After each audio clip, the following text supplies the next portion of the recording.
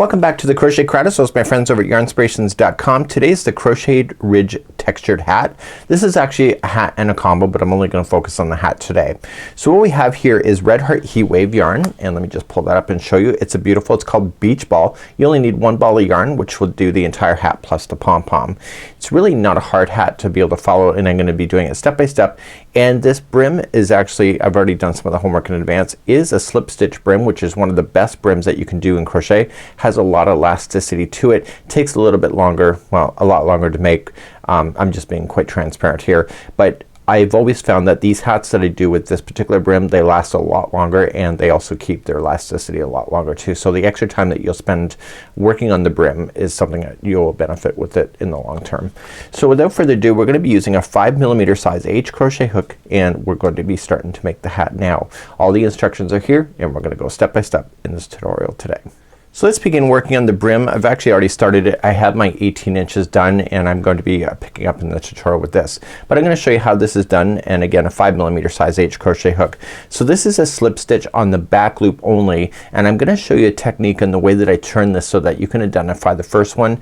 There is no chaining one when you start any of these rows going across, and it keeps it nice and tight. So you want to make sure that you're not separating any plies, because it will be noticed in that. And I also keep a count, so I'm not going to deny that I just sit here and just whistle Dixie. I am counting as I'm going along just to make sure that I keep on with my stitches. So let's grab our yarn and let's get going.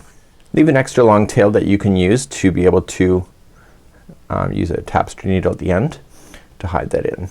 So you're going to chain a total of 13. So 1, 2, 3, 4, 5, 6, 7, 8, 9, 10, 11, 12, and 13.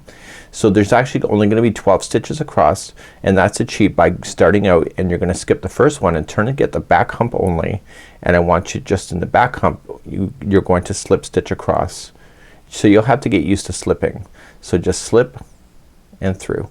Provide a little bit of extra slack. Don't let it bunch up on you, and you're just going to slip your way all the way across.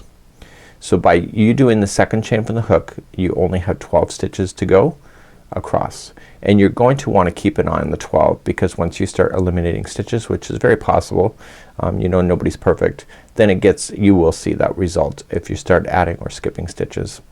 If anything, you'll start subtracting stitches is my educated guess. So you're going right back to the very beginning of the chain, and you're going to single crochet. So what I want to show you is the way that you're going to turn. So this is the very last one. So before you turn to go in the opposite direction, it is easier to look at the first back loop only. So if you turn it, you got the back loop only. It's hard to see it from this point of view. So from my eyes, it's like this to you. So what I do is that I stop, and we don't chain one, and we're gonna slip stitch across. So once the last one is in, just going into the first back loop only. So if you turn it, that's the back loop. So just going into the back loop only, and then just yarning over, pulling it through. So that was 1 of 12. So slip through both of the strands, and then go to the back loop of the next. So I like to do the first stitch before I physically turn it around. So this is number 2 and 3. Once you get more product in your hands, it's easier to go across. I'm not going to deny that as well. So it feels fiddly at first, but once you get more in your hands, it's a lot easier. Your goal is not to separate any of the plies of this, because you will see it. So if you start feeling like you're separating plies, just pull out and reattempt. So your goal is to get 12 all the way across. Where you're going to start skipping stitches is the stitch right before the end of a row, and I'm going to demonstrate that for you in just a moment, because that's where I would have skipped stitches, because I was skipping stitches doing my sample. So I love these brims. They take longer to make, but they're worth every penny of it, really, every stitch. So you're going to come into the last one, and it's right in the end, and you pull through and through. So before you turn, start the next row. So just dive right into the back loop only, because you can see it. Okay, make sure you get all the plies, and then pull through. So let's count these out. So it should be 12. So 1 in the back loop only is 2, and 3, and I'm gonna get close to the end here and I'll pick you up there in just a moment. When you get all the way to the end you have 2 stitches left, but when it's like this it looks like there's just 1.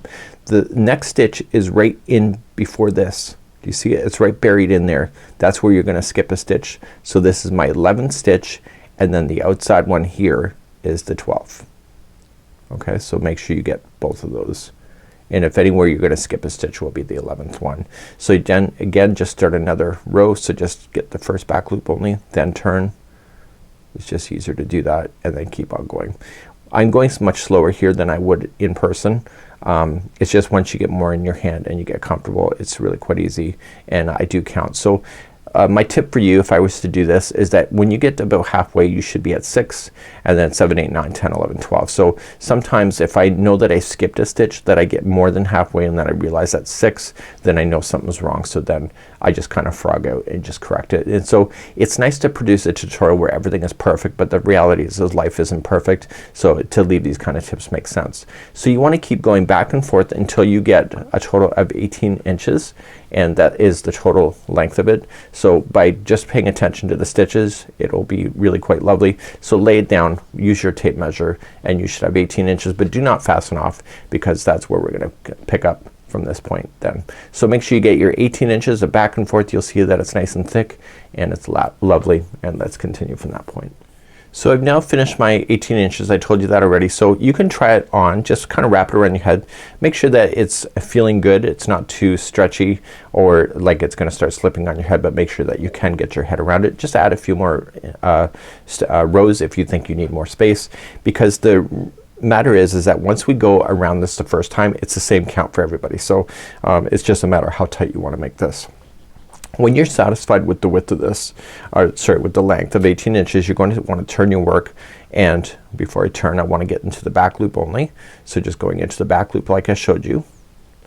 Okay, let's just turn, and I want to grab into the front loop of this one here on the opposite side, and all I'm just going to do is slip stitch my way so that these two pieces can join.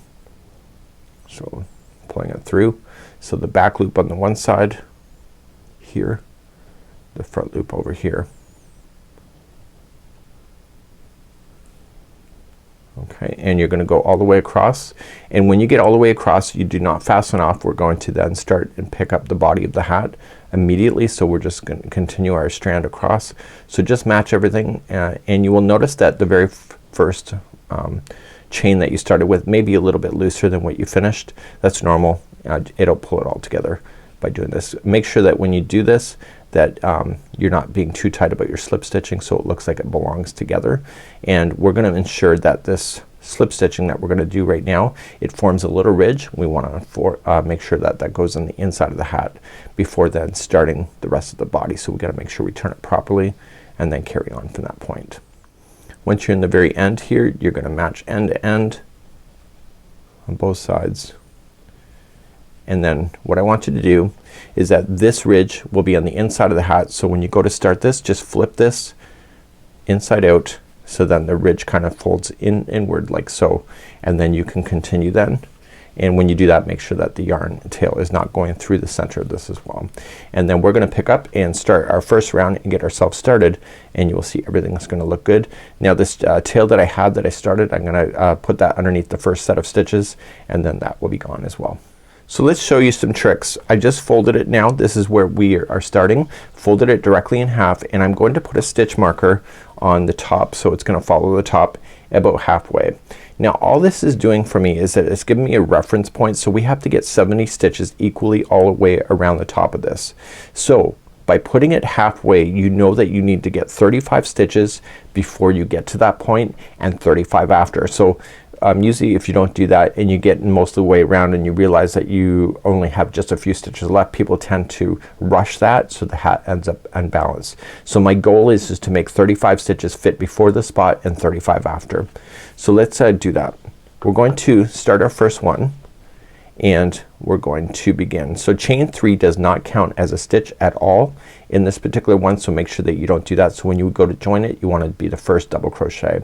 So chain 3 doesn't count as anything, it's a builder, and starting on the side just roughly guess it, and you're gonna put in 35 before the chain, or before the stitch marker. So 1, and just sticking it in the side, 2 and 3, 4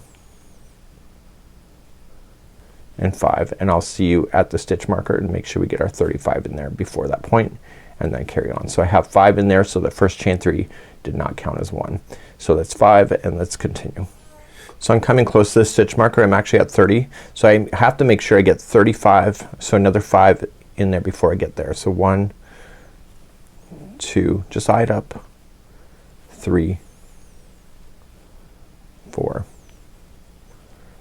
and then 5 is at the stitch marker. So there's 35 at the stitch marker, and even though I've kinda had to jam it in there, it'll work out, you trust me. So then continuing after the stitch marker, you need to get another 35 in there before you get to, or by the time you get to round all the way to the end. You can also remove out your stitch marker too. So make sure you get that in there, and I'll see you at the end of this round. So this is 2. So I'm coming all the way back around. My 35 are in. When you go to join it, I want you to join to the top of the first double crochet, not the chain 3, and then that pulls it nice and tight, so that you end up with a nice tighter join.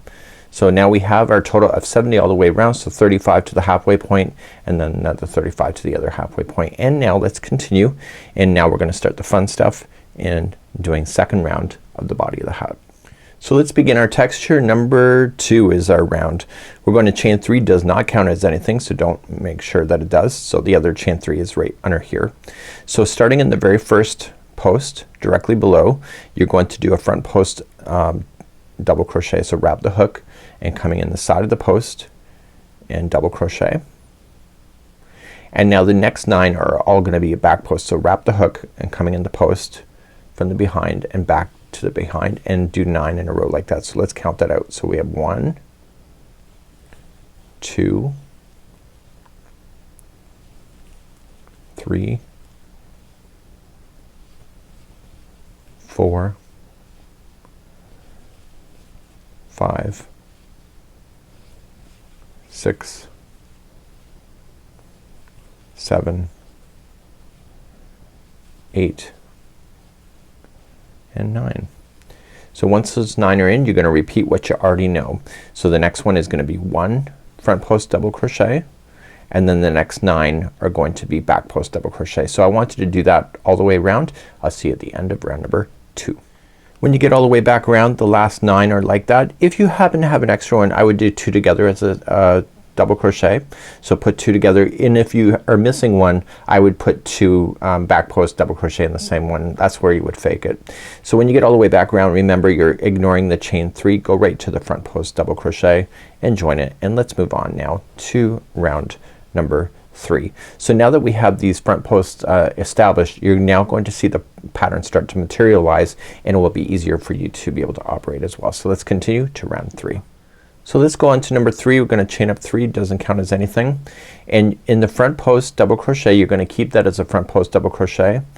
So you're gonna keep that, and then the next one here, stitch, you're gonna make that a front post double crochet. So wrapping and keeping that in the front, so that kind of pulls that forward, and then the remaining 8 that are left, and here's the trick, this one here is where you do this again.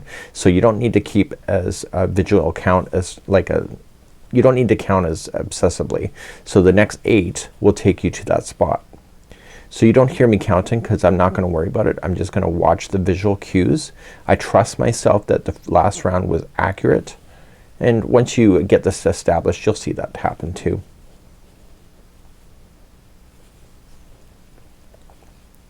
So the first the 8 are in, and then you see the front post double crochet. So you're gonna make that front post double crochet another one, and then you're gonna bring its friend right next door to be a front post double crochet, and then the remaining ones here will continue to be a back post double crochet until you run into it again. So please do this all the way around. This is round number 3. So I'm just coming all the way back around, and I just finished the final back post double crochet. I want to attach it to the very beginning front post double crochet and continue again into round number 4.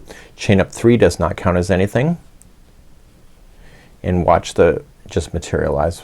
So the first 3 will be a front post double crochet. So the first one, the second one that is already, and then the third one is not there yet, but you'll make it 1, pull it forward, and then you have the 3. So then the remaining here will be a back post double crochet until you hit these again. So the 1, 2, 3 are front post double crochet, and the rest remain as a back post double crochet. You can hear me not counting it, but if you need that count, it is currently, it'll be, what's it say, 7 back post double crochets if you need to know that. But I would actually just follow it visually and it should work out for you, and you should be having a good day at this point. So let's continue then into round 4, and I'll see you at the end of this round. I'm coming up to the end of number 4. I'm just going to attach it to the beginning front post double crochet and then start number 5. Chain up 3, doesn't count as anything, and then start in the front post double crochet.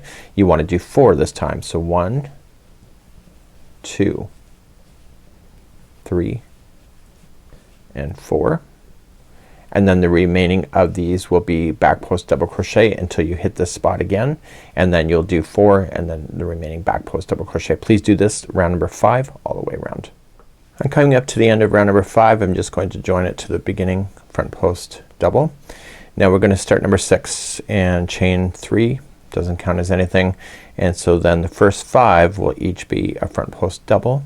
So 1, 2, 3, 4, and then the 5th one gets pulled forward, and then the remaining of these back post double crochets will stay back post double crochet, and you'll do it again. So you'll have 5 in a row and then 5 in the back. Please do that all the way around number 6, and I'll see you at the end of this round. I'm coming up to the end of round number 6. You're gonna join it. So we're gonna switch gears in here. So you notice that we've been kind of going up on an angle. So now we're gonna go up on an angle here, and we're still gonna build it out. So it's actually pretty neat how it's gonna happen. So I've actually kind of filmed this all the way around, and I realized that I hadn't done that correctly. So you know, accidents happen. So chain 3, and the first one is gonna be a front post, sorry, it's gonna be a back post double crochet. So make that a back post double crochet instead. And then the next 5 in a row are each going to be a front post double crochet. So the remaining front post double crochet stay a front post double crochet, and you have to just add its friend next door. Let me just get there. So the first 4 there are back post double are front post double crochet. You're gonna add the one next door, bring it forward, and now the next 5 will be a back post double crochet. So it'll be this one, this one, this one, this one, plus this one here that you'll pull it back, and this will keep the alignment doing really good.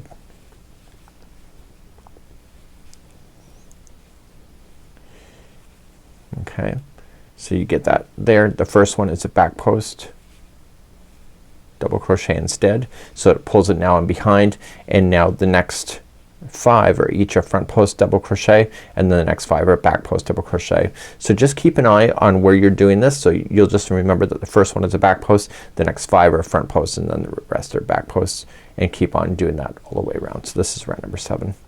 I'm coming up to the end of round number 7. I'm just going to join it to the first back post double crochet. So we're gonna keep shifting in this direction off.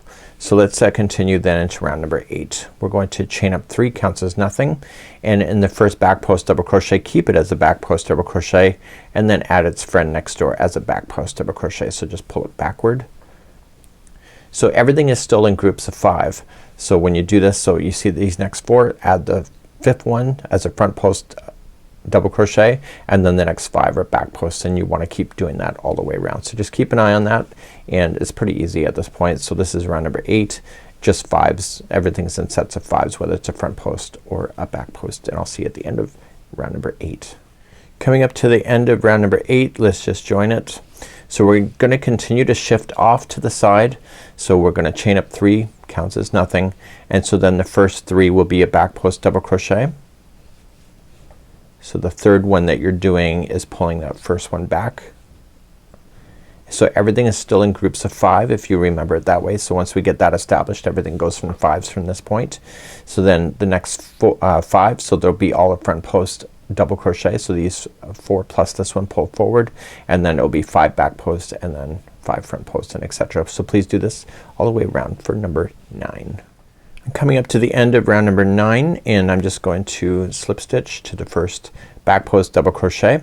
So you should notice that there's 5 back posts on this side of this chain 3 and then 2 on the other, so it gives you a grouping of 5. So number 10, we're going to continue to move up into the angle, so just chain 3 counts as nothing, and then the back post double crochet that we have, we're just going to continue along. Okay, and this time there's gonna be 4 in a row, so we're gonna pull that first one back, that is a front post, into the back side, and now it'll be 5 5s and 5. So 5 front posts, 5 back posts, and etc. And do this all the way around, and I will see you at the end of round number 10.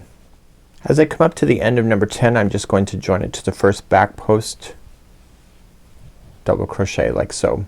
So now we're gonna continue into round number 11, and it says that same as number 6.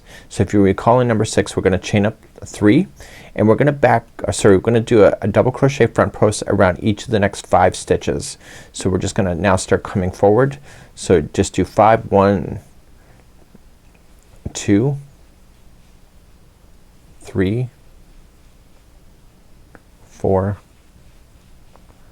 and 5 like so. And then the next 5 in a row will each be then a back post double crochet. So you can see that it's starting to have its angling changing. It's awesome. So this is how it's gonna work, and so you're gonna continue round number 6. So once you get this first one, that front post doubles for 5, back post double for 5, and etc. Continue that around. This is round number 11.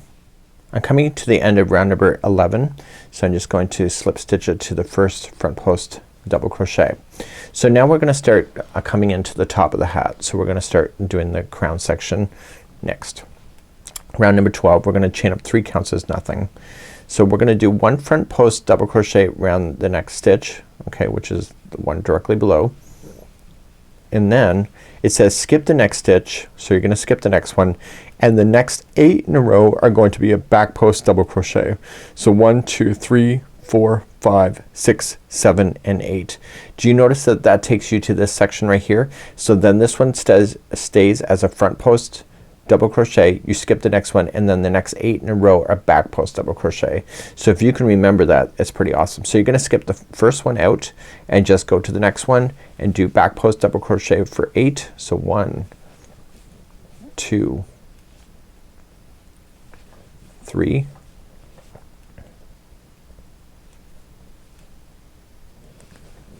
4 5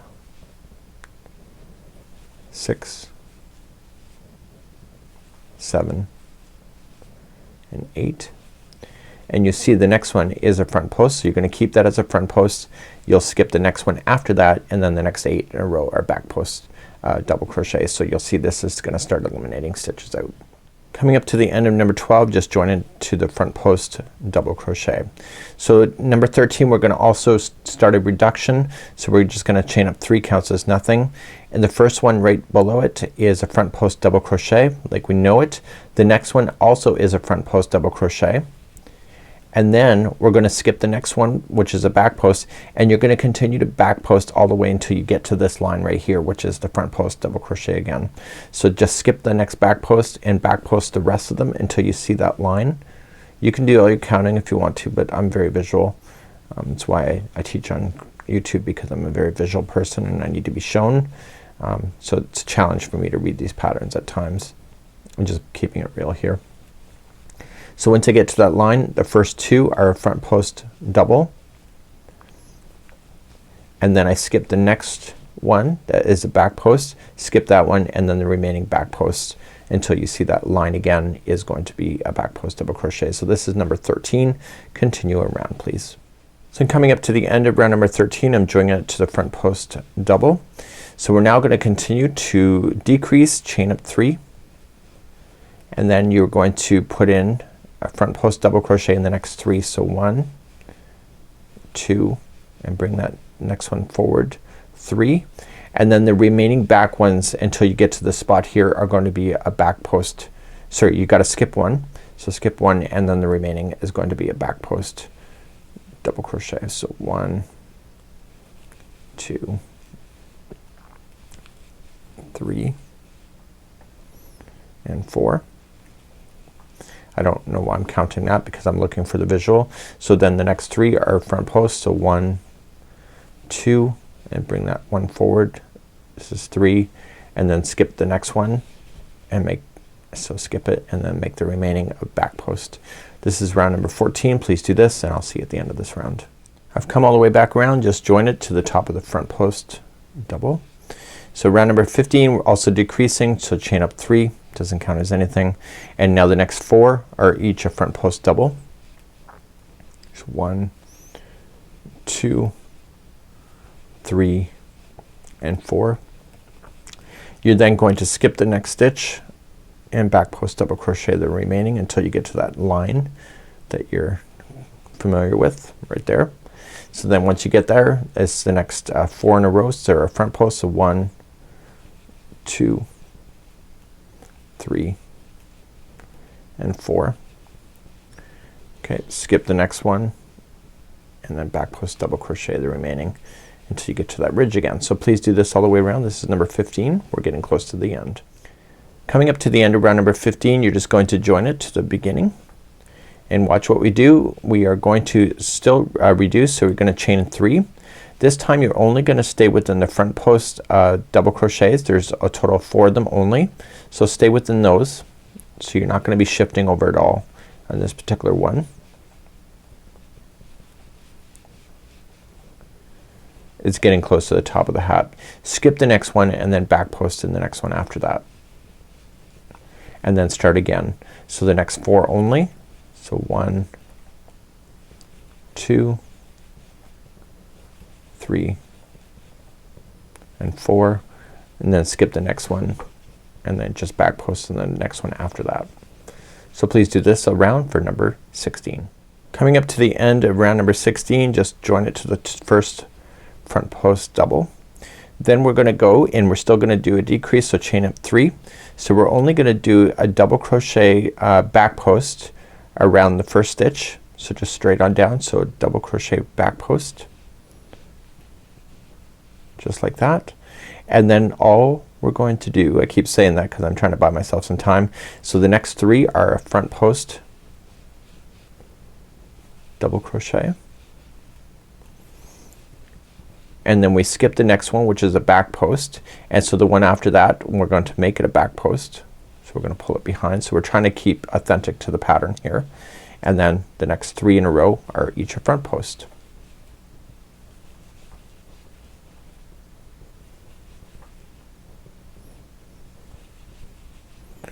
Okay, so when you turn it, you're gonna skip the next one and you'll make the one after that a back post, so pull it backward, and then the next 3 are front post double crochet. So do this all the way around. This is number 17.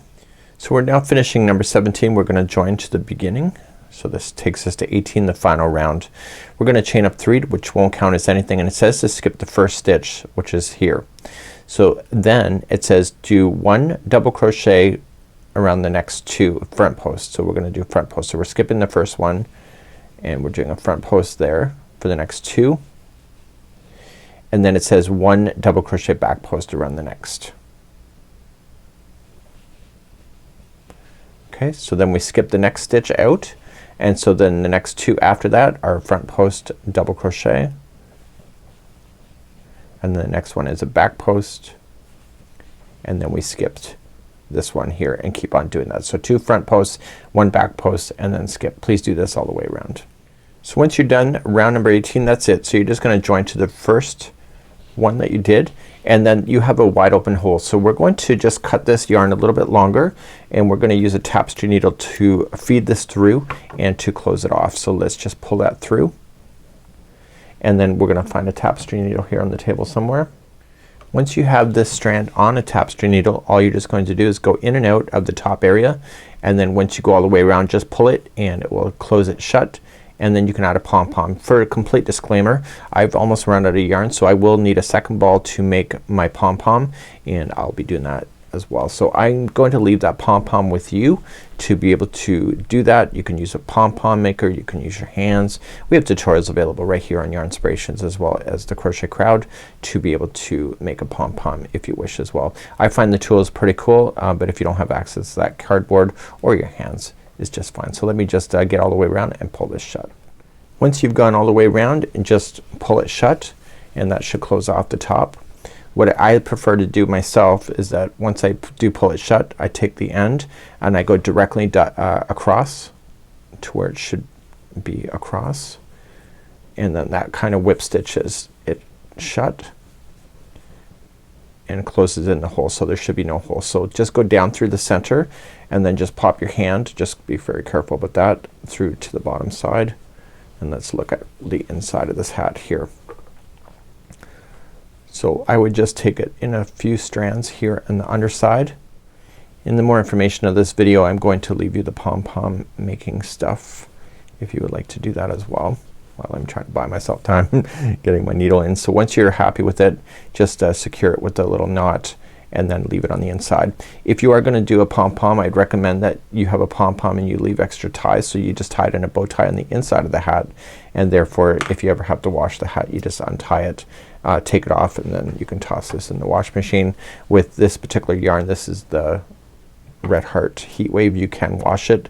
It doesn't wash out the properties for the heat, the self-heating, and that's pretty neat. So when you look at it from this perspective, there is your hat. You have your ridges and your texture, and it's pretty amazing. So until next time, there is your seam, so you just wear it in the back and it's quite awesome, right? Have a good one, and we hope to see you again real soon. Bye bye. Welcome back to the Crochet Crowd as well as Yarnspirations.com. I'm your host Mikey. Today I'm going to show you how to make a pom-pom with a pom-pom maker that you may find in a store. I picked this one up here in Walmart, and I know that they're in major craft stores across North America as well. So what this is that there's different sizes of pom-pom makers. This particular kit came with all 4 sizes, and when you open them up, you realize that you think that they're broken because they're separate units like this, but in actual fact you have to have them separated in order to do it.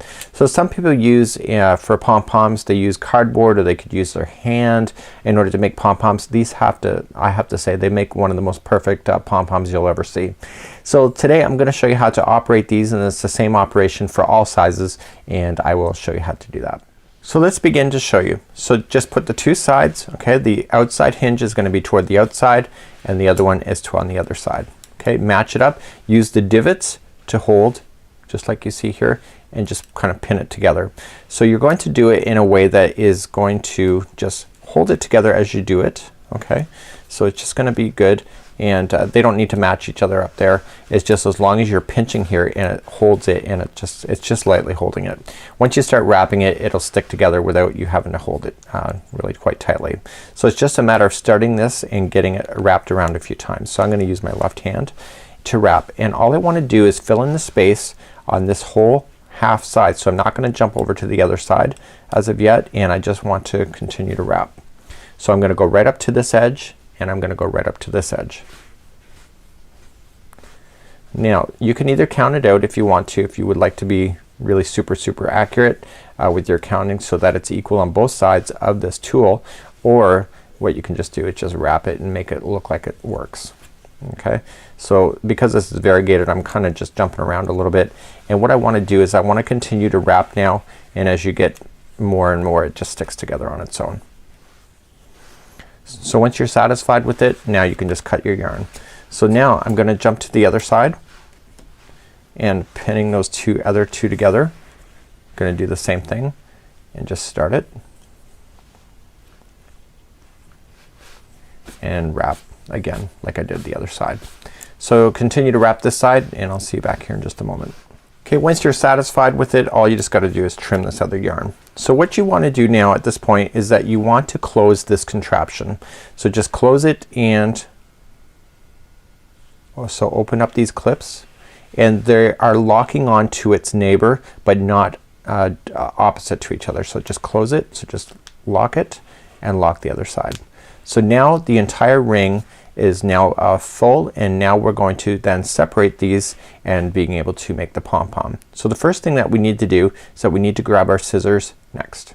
So with the space that is existing in between, just like you see here, we're gonna run our scissors through and we're just gonna start on one side and work our way to the other side. So just going right directly in half, okay, and we are just gonna gently cut. Okay, just do a few at a time if your scissors can't handle it. And you do not want to let this ring go. Everything is being held into place as you're doing it.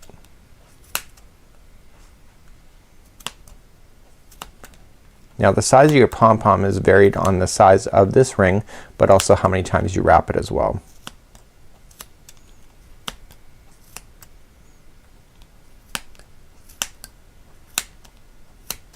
And you go right to the end. So you want to physically see this gap as you go. So now you're gonna go back to the other side. Do not let this fall apart on you.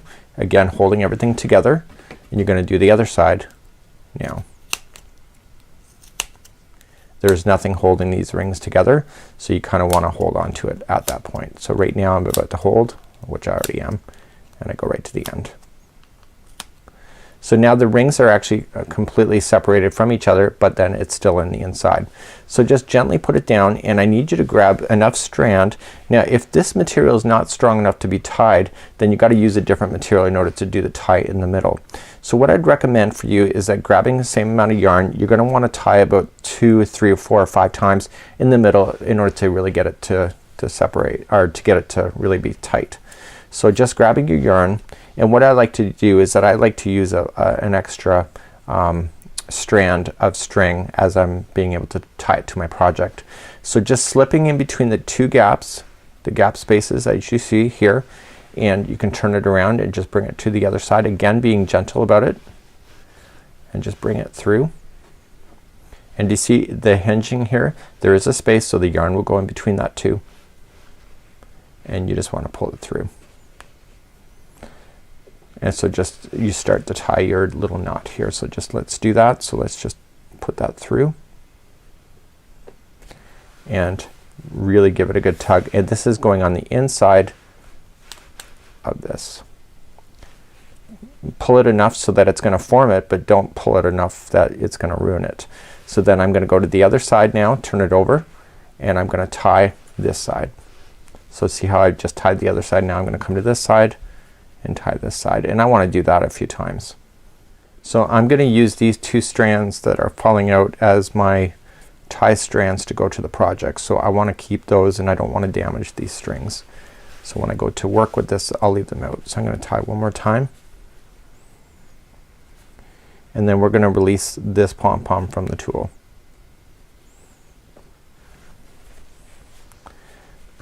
Okay, so there's my strand. So now I'm just gonna hold it by those 2 strands. So now I can open up the tool by just releasing these clamps on both sides, so they're on both sides of the work here, and all I can do is to open it up now, and it will release the pom-pom. So there's one out, and here's the other one coming out in a second, and there is my pom-pom. So now holding it by the 2 strings so you don't accidentally cut it, now you just fluff it up. Okay, look how perfect that is. It looks nice and full, and you're just gonna take your scissors then and just any ones that are just abnormally long or just didn't sit right or just kinda looks like it's not working well, then you're just gonna safely just trim it like this in order to form the pom-pom, like so.